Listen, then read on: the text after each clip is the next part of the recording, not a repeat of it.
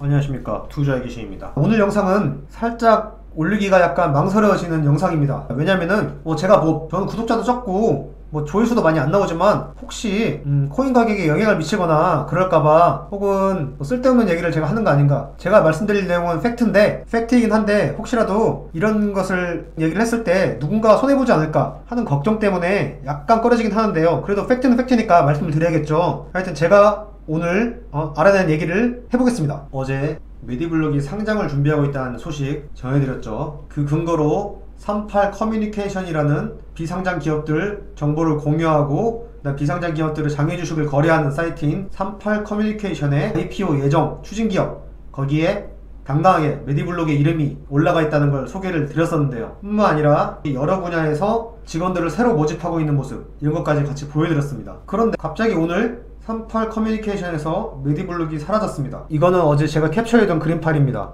메디블록 메뉴에 있죠. 응용 소프트웨어 개발 및 공급업, 주관사 NH투자증권. 지금 바로 38 커뮤니케이션 똑같은 페이지에 들어온 겁니다. 가장 위에 메디블록이 없어지고 브릴리언츠가 있죠. 어제 걸 다시 보면 브릴리언츠는 두 번째에 있었는데 메디블록이 삭제가 된 겁니다.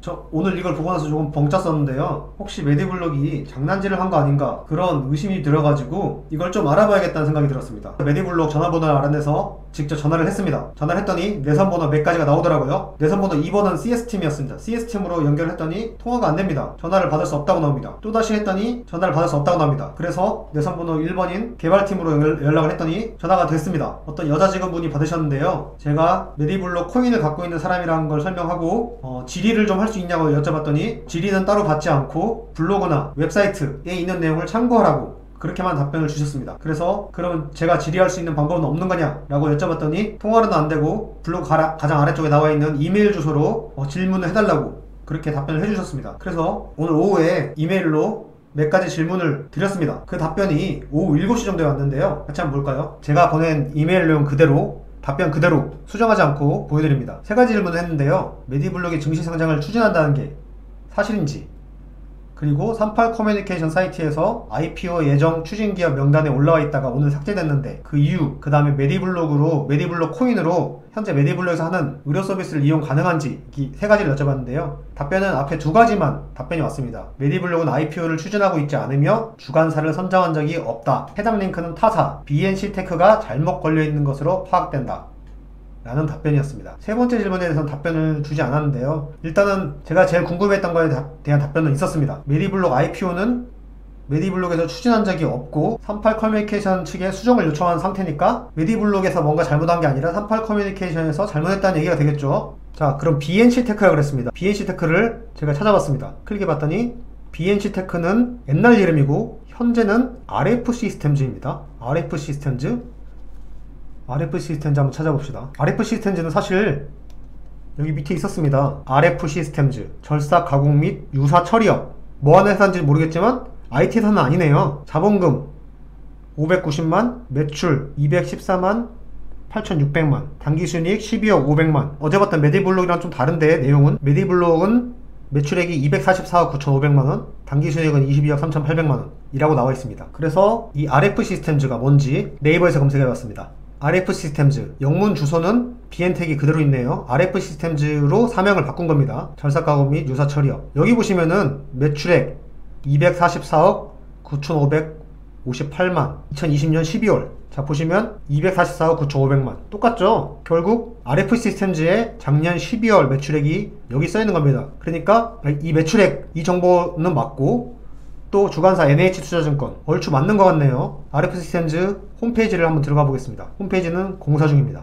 조금 황당한데요. RF시스템즈와 메디블록은 헷갈려서 올릴 수가 있나요? 38 커뮤니케이션 측에서 또 뭔가 의견이 있어야 될 것 같습니다. 그쪽은 어떻게 해서 이렇게 홈페이지에 잘못 올리게 됐는지 이 부분에 대해서는 한번 확인해 볼 필요가 있는 것 같습니다. 지금 제가 제 업비트를 켰습니다. 사실 이걸 올리기 전에 솔직히 말해서 제가 그렇게 영향력 있는 사람은 아니지만 메디블록을 전량 매도할까 고민했었습니다. 하지만 제가 매도하고 나서 여러분들께 사실은 메디블록 IPO를 준비한 적 없다 라고 말하고 나서 혹시라도 메디블록이 많이 떨어진다면 약간 그거는 제 마음이 좀 안 좋을 것 같았습니다. 그래서 제가 일부러 제 거래 내역을 띄워놨습니다. 제가 마지막으로 매수했던 날이 5월 2일날 물타기 하려고 173원에 매수했었네요. 100만원 정도를. 그 같은 날에 70만원 정도를 또 물타기 하려고 매수한 적이 있고요. 일단은 저는 홀딩 하겠습니다. 나중에 손절하더라도 일단 홀딩하고 원하신다면 저를 못 믿겠다면 또 제가 또 약간 양아치 본성이 있으니까 혹시라도 저를 못 믿겠다면은 제가 혹시라도 내리블록이 더 떨어졌을 때도 이 거래 내역을 한 번 더 인증해서 팔지 않았다는 거 보여드리겠습니다. 어떻게 좀 믿음직스럽습니까? 그 투자하기 시작하고 나서 구독자가 지금 300명도 되지 않는데 제가 혼자 굉장히 오버해가지고 제 영향력이 얼마나 되는 것처럼 이렇게 말해서 정말 죄송합니다. 혹시라도 제가 먼저 팔면 비난의 소지도 있고 제 마음도 안 좋을 것 같아서 뭐 이렇게 했습니다. 설마 IPO 한다 그래서 하나도 안 놀랐던 게 IPO 안 한다 그래서 떨어지진 않겠죠? 지금 어제랑 지금 가격 똑같네요. 그래서 별로 크게 영향 없을 거라 생각합니다. 오히려 제가 정보가 느려서 그렇지 이미 아는 사람이 이미 다 알고 있었을 겁니다. 어제 정보가 뜨자마자 이게 진짜인지 아닌지 파악할 사람은 다 파악했다고 생각합니다. 어쨌든 혹시라도 아직도 파악 못하신 우리 구독자님과 이 영상을 보시는 분들께 조금이라도 도움이 되고자 이런 영상을 올렸고, 오늘 조금 얘기가 무거워서 제가 좀 진지 빨고 영상을 만들어서 재미가 없었을 수 있겠습니다. 하여튼 다음에 좀 더 유쾌하고 좀 즐거운 소식으로 찾아뵙길 희망합니다. 지금까지 투자의 귀신이었습니다. 감사합니다.